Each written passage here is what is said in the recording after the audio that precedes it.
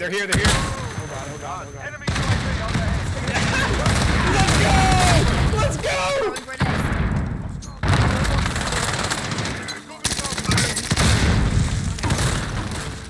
Hey there folks, Mooman here coming at you live from the most secure room on Rebirth Island.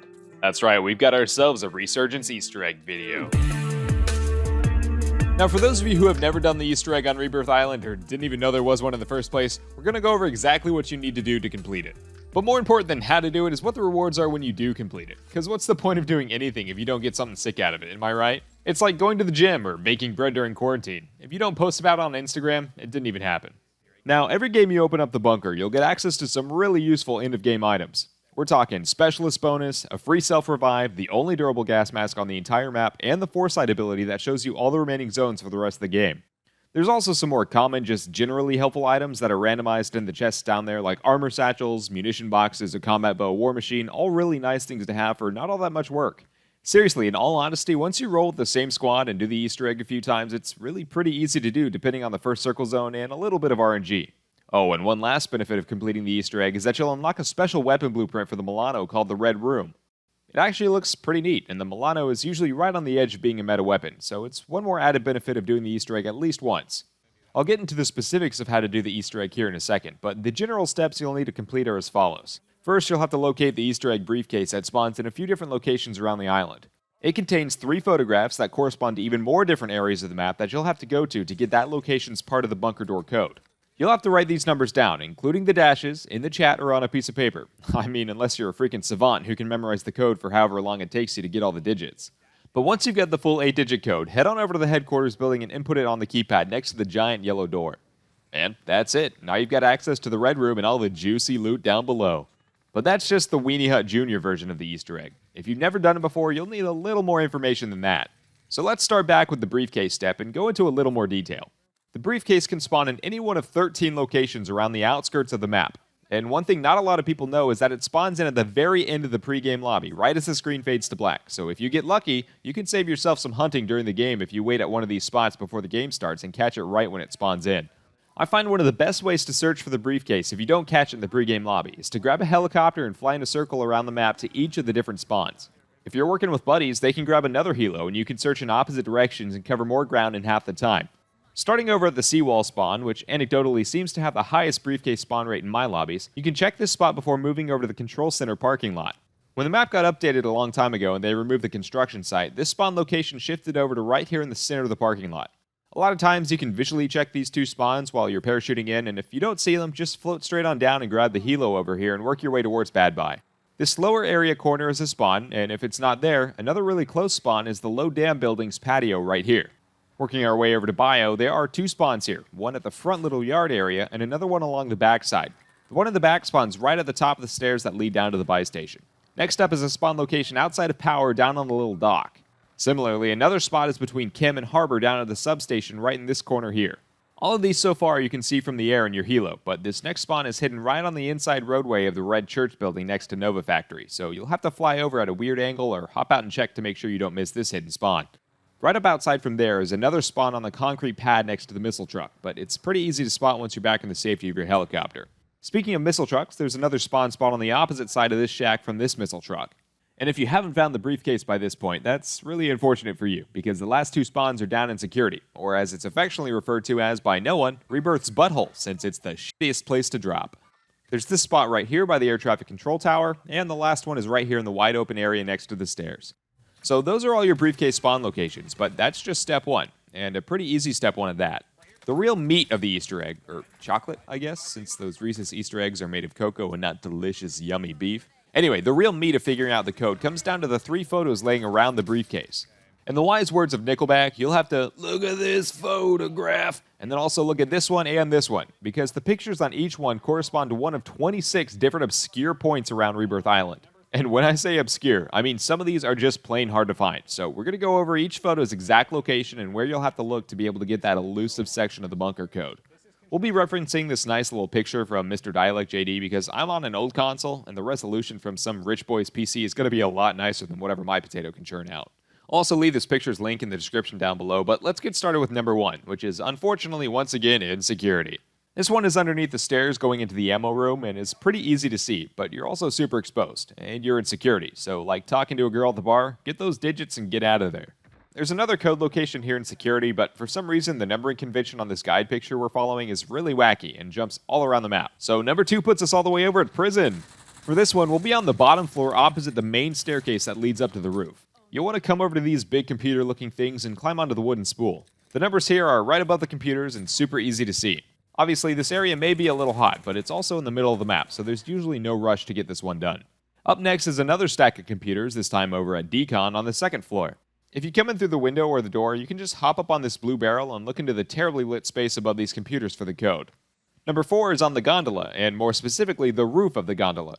You can either parachute in to land on top of it, or climb onto the railings when it's stationary to get onto the roof that way. The next one is over in the church, or whatever you want to call the building next to Nova 6 Factory. In the northeastmost room, there's this green filing cabinet in the corner, and your code is hiding behind it, albeit kind of hard to see. Number 6 is all the way over at Biolabs on the 3rd floor, and it's hidden behind the shelf with the white lab coat hanging next to it. You can just climb onto the shelf and get your numbers that way. The next one is back in prison, but over on the other side of the cell block. If you come up the stairs and into this small yellow lit locker area, the numbers are sitting behind these closed lockers in white text. These can be pretty hard to see, and you need to make sure you're checking all these last 4 lockers because you don't want to miss the dash placement, because that can be a really easy way to mess up your whole run. Number 8 is a picture Hank Hill would be proud of because it leads you to the 2 propane tanks on the 2nd floor of chemical engineering. The actual code isn't at the tanks though, but instead behind the pipe running along the ceiling, so don't get misled by all the propane and propane accessories in this area and on the photo. Number 9 is over by Control Center. You'll want to come to the single shack here, the one with the ladder that's pictured in the photo, and take a look behind this radio device to get your code. The next one is outside of Harbor, and is a really not fun one to try to get. You'll want to go prone on the metal grates and look along the inside wall. It's dark and it's hard to see, so if you've got a weapon with a flashlight or scope on, that might make it a little easier to get this code. Close by, over at the Red Church building next to Nova 6, is the next spot we'll be checking out, and this code is hiding behind the wooden box under the little outside alcove. Then we've got number 12, which is also nearby over in the green roofed building. On the bottom floor, over by the computer monitor, if you look up at the concrete support beam on the ceiling, you'll find your digits for this photo. For the bookshelf photo, you'll want to head on over to the big white living quarters building overlooking the tents. Inside the little side room upstairs, if you go prone and look at the bottom of the leftmost bookcase, you'll find your code for this one. Number 14 is back over at chemical engineering on the top floor in the side room behind the staircase. If you look behind the desk, you'll find your digits, but it can sometimes be hard to see. Another semi-difficult one to see is the code corresponding to this bed photo here up next.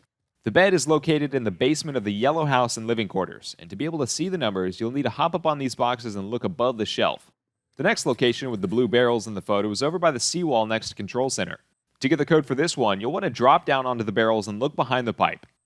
Number 17 is in the watchtower behind the Nova factory, and this one also kind of sucks. It's kind of hard to see, especially on an old generation console like mine, but hopefully you'll be able to find it once you get inside the top area of the tower and look at the metal crossbeam here.